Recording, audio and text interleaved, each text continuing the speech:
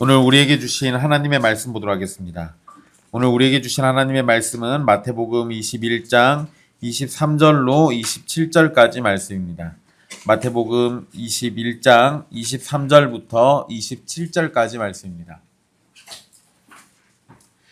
귀하신 하나님의 말씀 받들어서 읽도록 하겠습니다.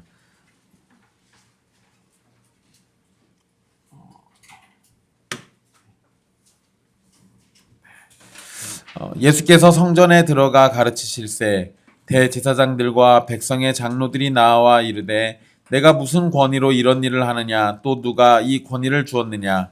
예수께서 대답하시되 나도 한 말을 너희에게 물으려니 너희가 대답하면 나도 무슨 권위로 이런 일을 하는지 이르리라. 요한의 세례가 어디로부터 왔느냐 하늘로부터냐 사람으로부터냐. 그들이 서로 의논하여 이르되 만일 하늘로부터라 하면 어찌하여 그를 믿지 아니하였느냐 할 것이요 만일 사람으로부터라 하면 모든 사람이 요한을 선지자로 여기니 백성이 무섭다 하여 예수께 대답하여 이르되 우리가 알지 못하노라 하니 예수께서 이르시되 나도 무슨 권위로 이런 일을 하는지 너희에게 이르지 아니하리라. 아멘. 이 말씀은 살아계신 하나님의 말씀입니다.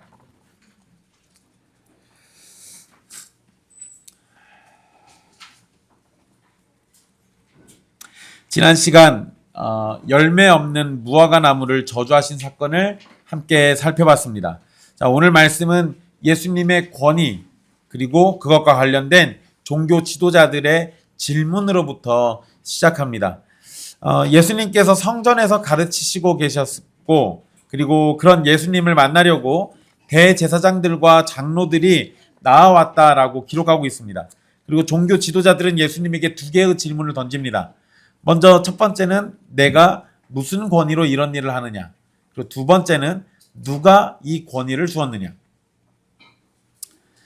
이들이 이런 질문을 던진 것은 여러 가지 이유가 있겠지만 우리가 성경에 있는 것들로 찾아본다면 일단 15절에서 17절에 아이들이 호산나 다윗의 자손이라고 이렇게 외쳤을 때 그것을 못하게 하려고 대제사장들과 서기관들이 예수님께 말했던 사건과 이어집니다. 사람들은 특별히 이 종교 지도자들은 예수님을 다윗의 자손이라고 부르는 걸 싫어합니다. 이 사람들이 이 말을 계속하고 있는 게 너무 듣기 싫고 불편한 거예요.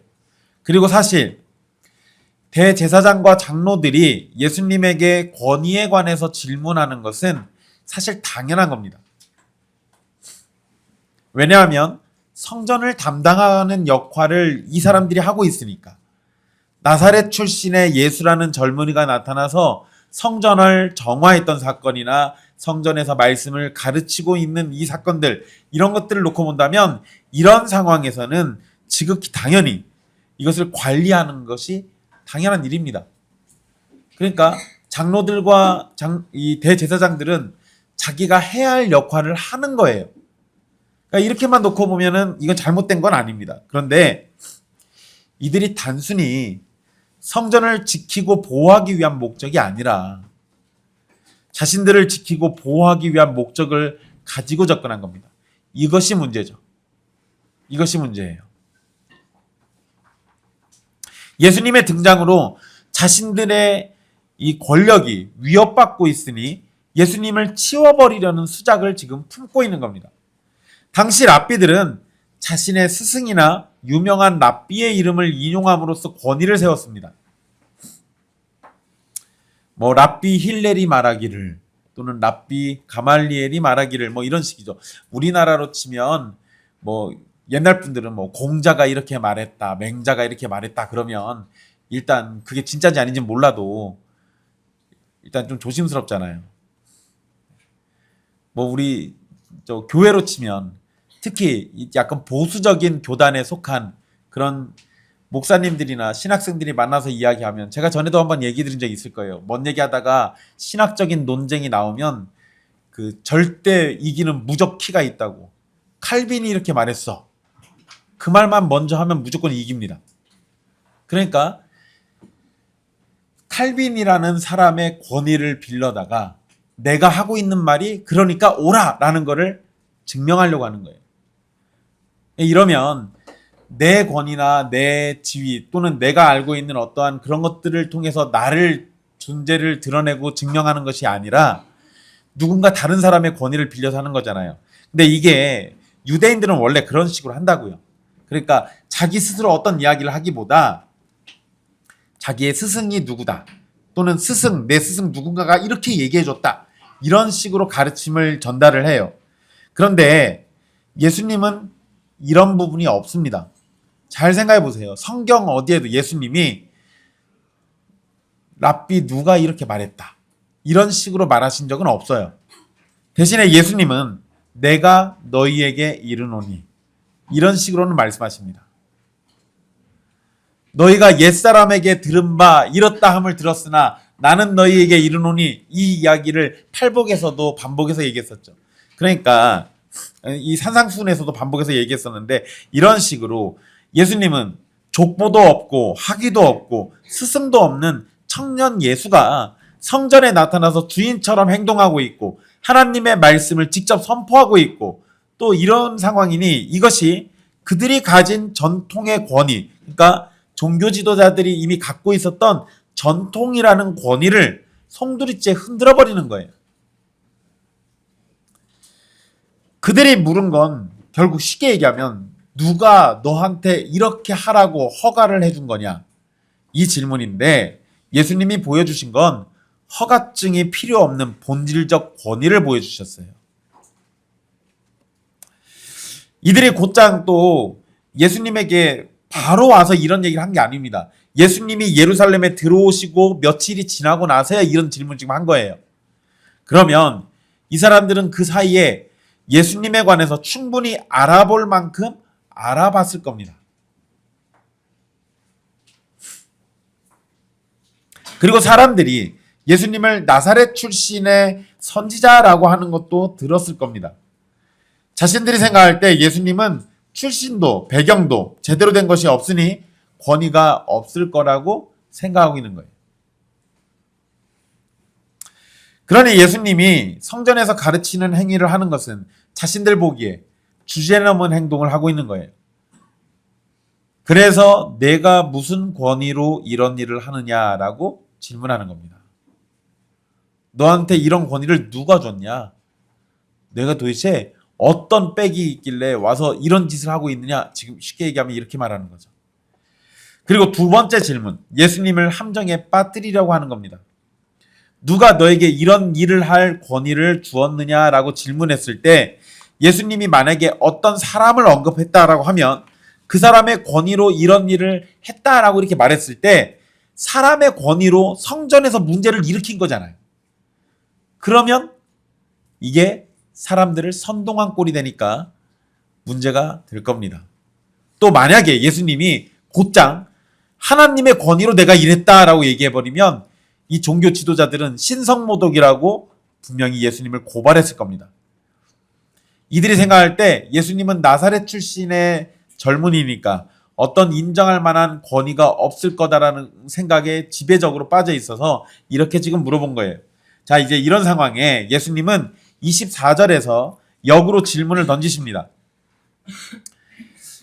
나도 한 말을 너희에게 물을 테니까 너희가 대답하면 내가 무슨 권위로 했는지 대답해 줄게 라고 얘기하는데 여러분 이런 방식은 당시의 랍비들이 전형적으로 토론하는 방식이에요.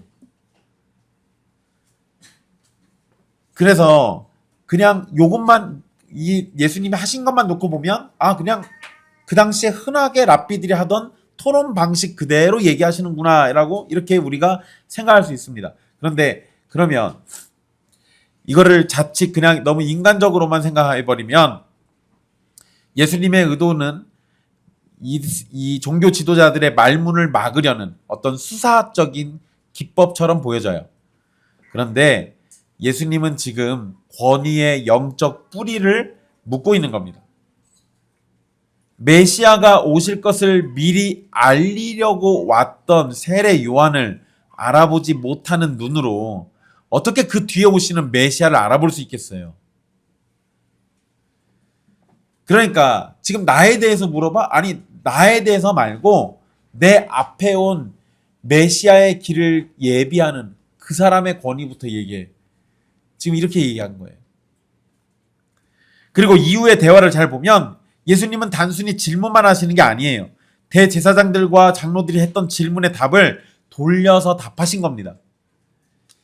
예수님은 요한의 세례가 어디로부터 왔는지 이것을 질문하게 되는데요. 그러면 이렇게 말씀하시면서 두 가지, 하늘로부터인지 아니면 사람으로부터인지 답하라고 말씀하셨어요. 여러분, 주관식이 아니라 이건 객관식이죠. 둘 중에 하나만 얘기하면 됩니다. 하늘로부터 아니면 사람으로부터. 근데 여러분, 유대적 표현에서요, 하늘로부터라는 표현은 하나님으로부터 왔다라는 걸 의미하는 거고, 사람으로부터라는 표현은 인간적이다 또는 거짓된 것을 의미합니다. 그러니까 더 쉽게 얘기하면 세례 요한이 참 선지자냐 거짓 선지자냐, 이거 물어본 거예요. 예수님은 근원에 초점을 두고 질문하십니다. 사실 예수님의 이 질문은 이미 그분 자신이 세례 요한의 권세를 인정하고 있기 때문에 하시는 질문이에요. 요한이 요단강에서 했던 세례가 어디서부터 왔는지를 답하라는 간단한 질문인데, 요한의 세례라는 표현은 세례 요한이 했던 전체 사역, 그것을 나타내는 표현으로도 이해할 수 있습니다. 그리고 이 질문은 예수님 자신에 관한 질문이기도 해요. 왜냐하면 앞에서 말씀드린 것처럼 세례 요한은 메시아의 길을 예비하는 선지자였습니다. 그러니 세례 요한에게 부여된 권위는 그가 예비한 메시아가 가진 권위와 같은 근원이에요. 그러니까 둘은 연결되어 있는 거예요. 세례 요한을 어떻게 이해하는지를 따라서 예수님에 대한 이해도 결정이 나는 겁니다. 세례 요한이 참 선지자라면 그가 증언한 예수님은 진짜 메시아예요. 세례 요한이 거짓 선지자라면 그가 증언한 메시아도 가짜 메시아예요. 이건 너무나도 간단한 얘기입니다. 예수님의 질문은 예수님의 질문으로 인해서 이제 대화의 중심이 대제사장들과 장로들에게로 넘어갑니다. 사실 예수님은 질문을 통해서 자신은 이미 요한의 세례가 하나님으로부터 왔다고 생각하고 계신 걸 드러낸 거예요. 이제 그들이 예수님의 대답을 듣고 싶다면 예수님의 질문에 답하면 됩니다. 대제사장들과 장로들은 함께 의논하며 이 문제를 해결하려고 합니다. 여러분, 여기에서 의논하다라고 번역된 단어 있잖아요. 25절에 그들이 서로 의논하여 이르되 할 때 그 의논하여라고 번역된 이 단어가 미완료 시제예요. 그러니까 이 얘기는 뭔 소리냐면 이 사람들이 이거 가지고 계속 논의한 거예요.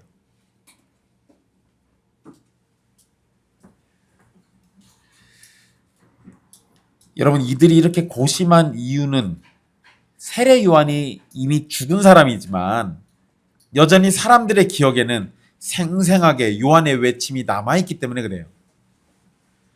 그리고 그들의 의논은 오랫동안 생각했다면 또 종교 지도자들이잖아요. 영적으로 민감해야 하잖아요. 그러면 이 사람들이 여기에서 무엇이 참된 진리인가, 또는 무엇이 하나님의 뜻인가, 세례 요한이 말한 것이 정말 하나님의 뜻이 맞는가 아닌가, 이런 거를 논했어야 돼요. 그런데 그들은 오랫동안 의논한 이유가 뭐냐, 어떻게 대답해야 우리가 가진 기득권이 다치지 않을까, 요것을 고심하면서 오래 의논한 겁니다.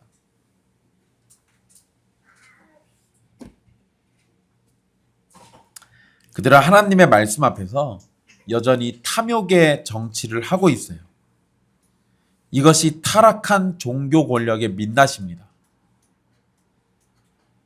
종교 지도자들이라고 한다면 어떤 사안이 있을 때 이것을 놓고 하나님의 뜻은 무엇인지, 왜 하나님께서 우리에게 이렇게 하셨을지, 또는 하나님의 말씀이 우리에게 무엇이라고 말하는지, 이런 걸 생각하고 논해야 맞잖아요. 근데 종교 지도자들이 자기들이 가진 권력을 빼앗기지 않을 그 생각이 사로잡혀서 이러고 있어요. 이러면 문제가 되는 거죠. 이들은 하늘로부터라고 하면 왜 세례 요한을 믿지 않았냐라고 예수님이 말씀하실 거라고 생각을 합니다.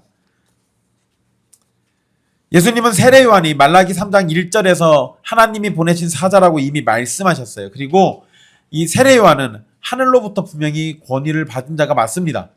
그래서 세례 요한이 예수님에게 세례를 베푸는 장면에서도 하늘이 열리고 음성이 들리고 성령이 비둘기처럼 내려오기까지 하잖아요. 그것을 본 사람들이 있단 말이에요. 그러면 분명 세례 요한의 권위는 하늘로부터 온 것이 맞습니다. 그리고 그런 세례 요한은 예수님을 향해서 세상 죄를 지고 가는 하나님의 어린 양이라고도 증언했고 동시에 하나님의 아들이심도 증언했습니다. 이 요한복음 1장 34절에 기록되어 있는 표현이에요.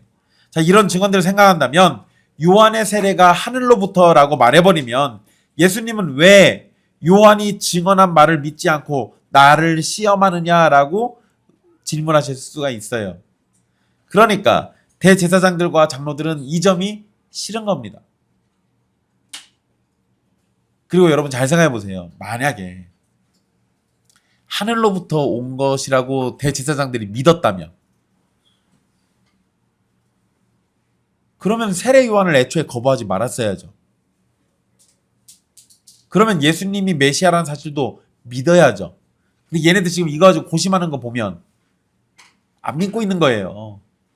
안 믿고 있으니까 이걸로 고심하지. 그리고 반대로 요한의 세례가 사람으로부터라고 말해버리면 사람들이, 군중들이 요한을 선지자로 여기고 있기 때문에 백성들의 반발이 두려웠습니다. 세례 요한은 이미 헤롯에 의해서 죽었어요. 그렇지만 여전히 사람들의 존경과 사랑을 받는 사람입니다. 사람들은 세례 요한을 하나님이 보내신 선지자로 여기고 있으니 이미 죽었어도 함부로 다룰 수 없는 존재예요. 그리고 이들이 세례 요한에 관해서 이렇게 지금 고심하는 이건 분명 이 자체로 얘네들은 세례 요한을 아무것도 아닌 존재로 생각하고 있는 거예요. 선지자로 여기지 않는 겁니다. 이들은 세례 요한의 불같은 외침이 하늘로부터 온 것이라고 인정할 수 없었습니다. 세례 요한이 하늘로부터 온 권위를 받은 선지자임을 인정하게 되면 그와 반대의 입장에 있던 자신들은 하나님을 대적하는 원수가 돼요. 그러니까 이러지도 저러지도 못하는 상황이 된 거죠.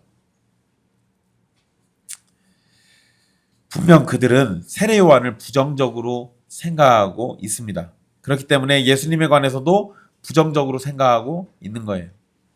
그런데 여러분 이렇게 잘 생각해 보세요. 간단한 거예요. 그런데 간단하지만 사람들이 잘 못하는 거. 대다수의 사람들이 잘 못하는 거. 자기 잘못을 인정하는 거. 대다수의 사람들이 이거 잘 못합니다. 자기의 실수를 인정하지 못하고 실수를 넘어서 자기가 저지른 어떤 잘못이나 죄를 인정하지 못하는 거. 사람들이 참 못합니다. 종교 지도자들은 세례 요한이 처음 등장할 때부터 안 믿었어요. 물론 믿은 사람들도 몇이 있습니다. 예수님이 등장했을 때 이 대제사장들은 예수님의 등장이 반갑지가 않았어요.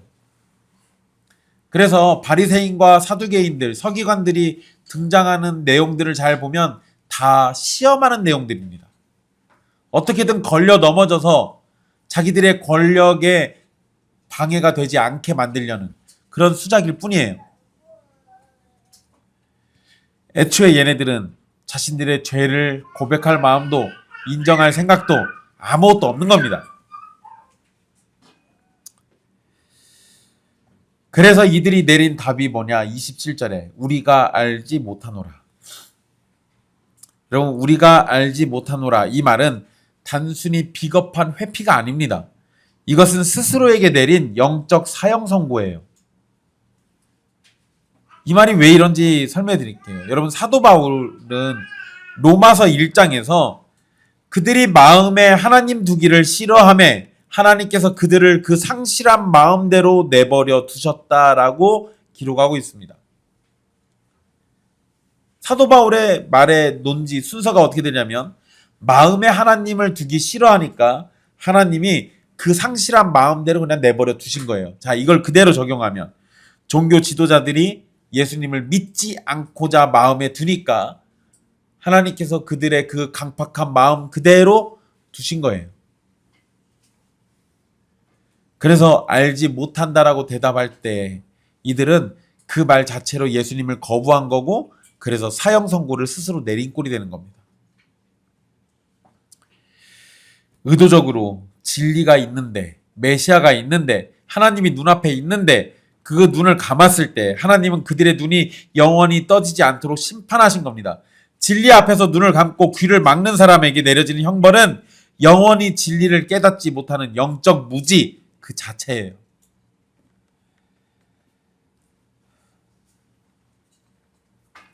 하나님으로부터 권위를 부여받은 요한과 예수님을 거절한 것은 종교 지도자들의 권위가 하늘이 아니라 사람과 같이 허망한 것들로부터 왔음을 드러내는 겁니다. 결국 성전을 담당하는 종교 지도자들의 영적인 권위는 그들의 궁색한 답변과 함께 실체가 드러나 버린 거예요. 이들은 영적인 리더지만 실제적으로는 영적인 소경이에요. 아무것도 알지 못해요. 대제사장들과 장로들의 목적은 예수님께 곤란한 질문으로 함정에 빠뜨리고 해치는 거였습니다. 그렇지만 정작 예수님의 질문에 답을 하면 안 되는 상황이 돼버리니까 예수님의 질문을 피해버리고 예수님의 답변까지도 포기해버린 겁니다. 대제사장들과 장로들이 무엇이라고 답변을 하면 아마 예수님께서도 똑같이 답변을 주셨을 거예요. 그런데 여러분 생각해 보세요. 알지 못한다라고 부정해버리는 답이 아니라 예수님의 답변을 이끌어낼 수 있는 그런 답변.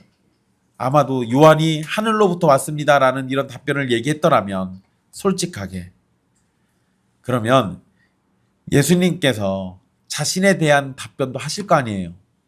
그런데 예수님에 대한 답변은 천국 비밀이에요. 눈앞에서 그 비밀을 들을 수 있는 기회를 지금 놓친 거예요.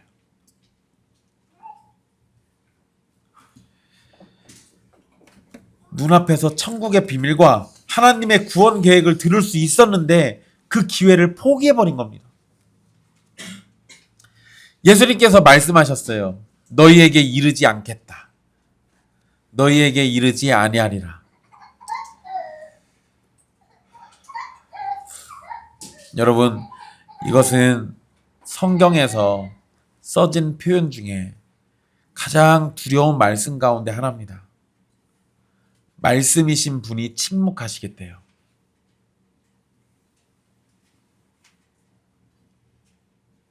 다른 식의 표현을 하면요, 빛이신 분이 더 이상 빛을 비추지 않겠다고 선언하신 겁니다. 하나님이 먼저 보내신 세례 요한을 거부하는 자들에게는 약속된 메시아를 허락하지 않으십니다. 예수님께서 말씀하지 않겠다고 하실 때 계시의 문이 닫혔고 생명의 문이 사라지는 순간이 되는 겁니다. 종교 지도자들은 자신들의 자리를 지켰으니까 자신들이 이겼다고 생각할지도 모르지만 실상 그들에게는 구원의 문이 그들의 코앞에서 닫힌 거예요. 종교 지도자들은 도대체 왜 이렇게까지 예수님을 거부했을까요? 뭐 때문에? 결국 기득권이에요. 쉽게 얘기하면 돈과 권력. 그것 때문에. 돈과 권력. 성전에서 물건을 팔고 동전을 환전하도록 권위를 허락한 것이 대제사장들과 장로들이었습니다. 자신들이 하는 것은 합법적이고 하나님께 그런 권한을 받았다라고 생각하고 있기 때문에 문제가 없다고 생각했습니다. 반면에 종교 지도자들은 예수님의 권위를 무시하고 권위 없음을 드러내서 예수님이 얻고 있는 인기를 사라지게 만들 생각이었어요. 자기들은 합법적이야. 자기들은 하나님께 권위를 받았어요. 하지만 저 예수는 아니니까 예수를 빨리 물리쳐서 우리에게 더 이상 해가 되지 않게 만들어야겠다는 거예요. 그리고 더 나아가 예수님이 신성모독과 같은 죄를 짓거나 실수를 하게 만들어서 처벌하고 싶었던 겁니다. 요한복음의 표현을 빌리자면 예수님을 죽이기로 작정한 거예요.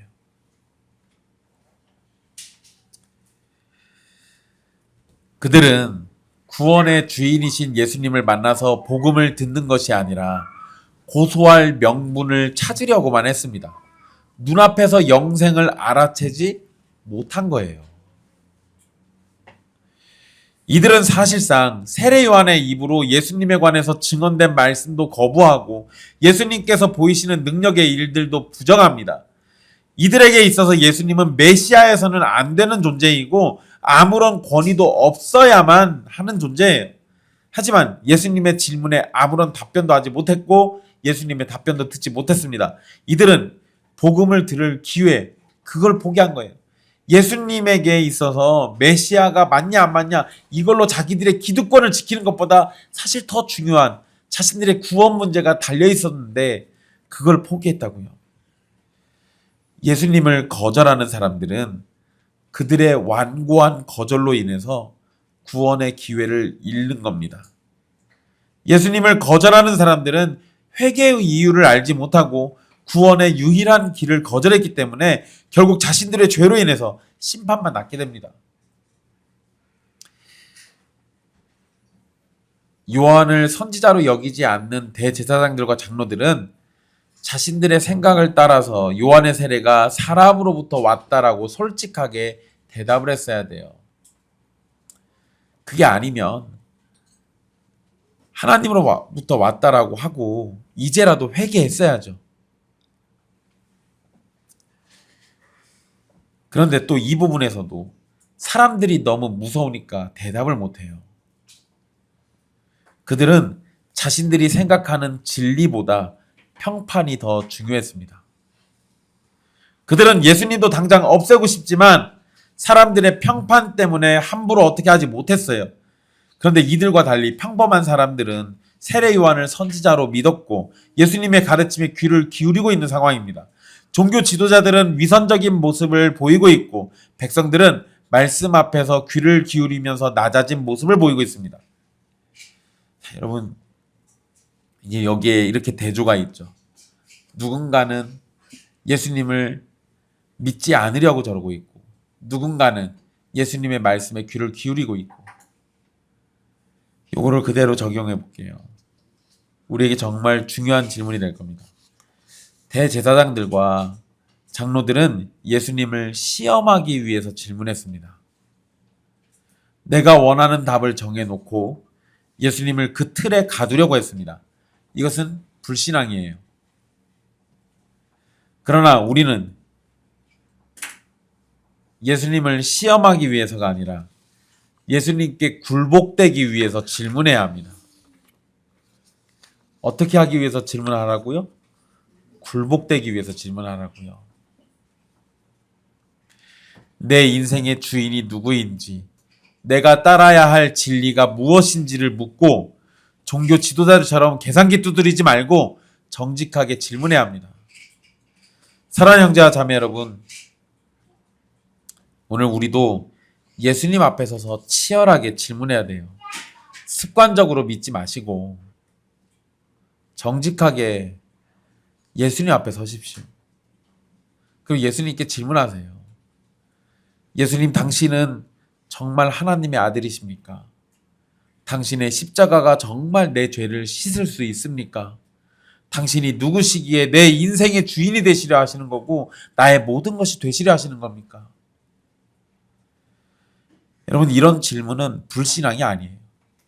진리를 향한 갈망입니다. 야곱이 야복강에서 천사와 씨름하듯 주님을 붙들고 질문하십시오.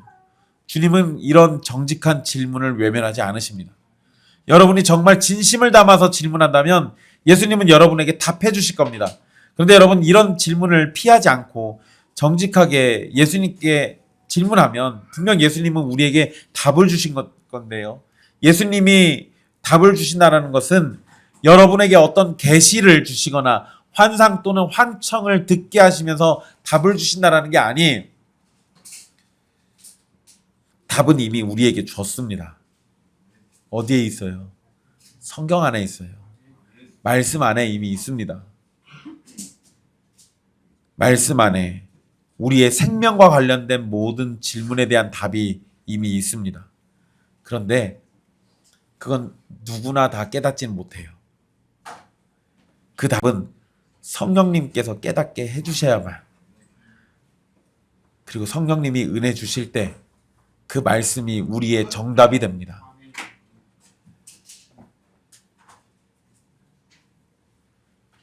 사실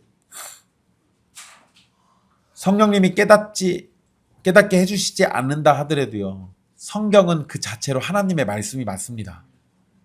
그런데 성령님이 은혜 주시지 않으면 이 고귀한 하나님의 말씀이 우리에게 아무런 의미가 없게 돼요. 그래서 우리는 너무나도 소중한 이 하나님의 말씀을 들고, 그리고 읽으면서 동시에 성령님께서 깨닫게 해주시기를 간청드려야 돼요. 그러는 와중에 여러분이 예수님께 질문한다면 예수님은 여러분들에게 분명히 그 성경을 통해서, 성령님을 통해서 답해 주실 겁니다. 그리고 여러분, 그렇게 만약에 은혜를 우리가 입는다면 여러분들은 베드로처럼 주는 그리스도시요 살아계신 하나님의 아들이시니이다 라고 고백을 하거나, 또는 도마처럼 나의 주님이시요 나의 하나님이시니이다 라고 무릎 꿇으며 고백하게 만들 겁니다. 그리고 여러분, 최근 우리가 함께 살폈던 말씀과 연결해서 답을 찾는다면, 여러분들이 예수님은 누구십니까? 나를 위해서 무엇을 하시는 겁니까? 당신의 수고가 나에게 어떤 의미입니까? 라고 질문할 때 예수님께서는 우리의 질문에 예수님의 피 묻은 손과 발을 내밀면서 인자가 온 것은 섬김을 받으려 함이 아니라 도리어 섬기려 하고 자기 목숨을 많은 사람의 대속물로 주려 함이다 라고 답하면서 우리를 품에 품어주실 겁니다. 세상의 타락한 권위는 남을 죽여서 내 자리를 지키는 힘입니다. 종교 지도자들이 그랬습니다. 그러나 예수님의 권위는, 참된 권세는 죽이는 데 있는 게 아니에요. 살리는 데 있습니다. 그래서 예수님은 그 하늘의 권세를 가지고 십자가로 향하신 거예요. 요한복음 10장 18절에서 하신 말씀처럼 예수님은 목숨을 버리는 권세도 있고 다시 얻는 권세도 있으십니다. 그리고 그러한 권세를 오직 우리를 살리는 데만 사용하셨습니다. 자신을 죽여서 우리를 살리는 역설적인 사랑의 권위, 피 묻은 십자가의 권위 앞에 여러분의 모든 의심을 내려놓고 엎드리십시오. 그분이 우리를 안아주실 겁니다. 종교 지도자들은 바로 이 피 묻은 예수 그리스도를 외면했지만 우리는 예수 그리스도를 외면하면 안 돼요. 그들은 예수 그리스도를 외면하면서 대적자의 자리에 섰지만 우리는 그들과 똑같은 길을 가서는 안 되는 겁니다. 그러니 성경을 들고 읽으시면서 우리 주 예수 그리스도의 은혜를 바라보십시오. 하나님의 자비를 보시고 하나님의 사랑을 보시고 그분이 어떻게 우리를 돌보고 계신지 그 모든 은혜를 살펴보십시오. 그리고 그분의 품에 안기십시오. 의심을 품은 채 머뭇거리지 마십시오. 참된 권위자이신 예수님께 질문을 던지고 그분이 십자가와 부활로 보여주신 명백한 대답 앞에 여러분의 모든 인생을 맡기십시오. 여러분, 예수님 믿으면 지금 우리 시대에는 미련하고 바보 같고 그리고 세상이 어떻게 돌아가는지 아무것도 모르는 사람처럼 비춰지기 쉽습니다. 거기에다가 지금은 기독교인이라고 하면 지성이 마비된 사람처럼 여겨지기도 해요. 그런데 여러분, 아니요. 세상 사람들이 어떻게 평가하든 그 사람들의 잘못된 평가는 뒤로 하십시오. 종교 지도자들이 사람의 눈을 의심해서 그걸 의식해서 자기 할 말을 못 하잖아요. 우리도 그들과 똑같을 필요는 없어요. 정말 슬프고 최악의 상황입니다. 우리가 살고 있는 이 시대는 기독교에 대한 반감이 너무 커요. 우리의 잘못도 아닌데, 내가 그런 것도 아닌데 기독교라는 거에 대한 저항이 너무나도 큽니다. 그런데 여러분, 어느 시대나 그래왔어요. 단 한 차례도 기독교에 대해서 우호적이었던 적이 없습니다. 그러니 지금 시대에 우리를 향해서 독서를 품고 교회를 손가락질하는 일이 있다고 해서 두려워하지 마십시오. 오히려 그러한 가운데서도 우리는 우리 주님을 바라보고 의지하고 그분의 권위 앞에 무릎 꿇는 그러한 신자의 삶을 사는 것이 더 중요한 겁니다. 우리 주 예수 그리스도께서 참된 권위를 가지고 우리의 왕이 되십니다. 그분에게 여러분의 모든 것을 내어드리십시오. 그러면 예수님은 여러분의 모든 것이 되어주실 겁니다. 기도하겠습니다.